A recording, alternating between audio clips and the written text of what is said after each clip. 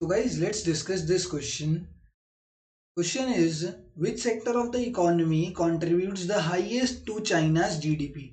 China की बात हो रही है, इंडिया पाकिस्तान की बात नहीं है यहाँ पर चाइना की जीडीपी की बात हो रही है। तो जीडीपी में जनरली तीन सेक्टर्स कंट्रीब्यूट करते हैं। First is primary sector, second one is secondary sector and the third one is tertiary sector. Primary sector का दूसरा नाम क्या होता है? एग्रीकल्चर सेक्टर भी बोलते हैं उसको।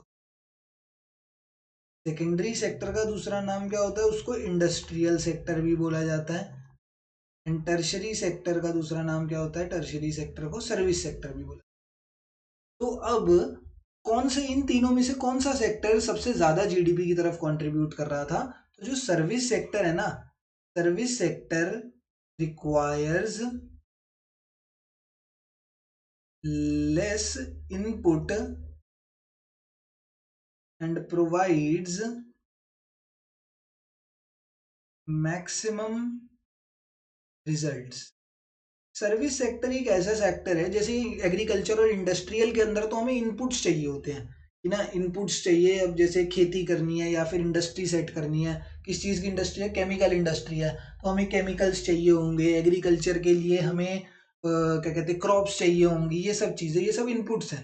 सर्विस सेक्टर में इनपुट की ज़्यादा ज़रूरत नहीं होती, और इनपुट की कम ज़रूरत के बावजूद भी जो रिजल्ट होता है बहुत ज़्यादा मैक्सिमम निकल के आता है। तो सबसे ज्यादा जो कंट्रीब्यूट करा तो वो सर्विस सेक्टर ने कंट्रीब्यूट करा। तो service sector contributes highest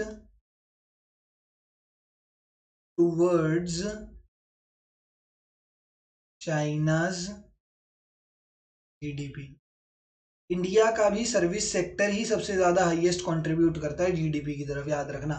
China का भी एंड इंडिया का भी, दोनों का ही सर्विस सेक्टर सबसे ज्यादा कंट्रीब्यूट करता है towards their own countries GDP.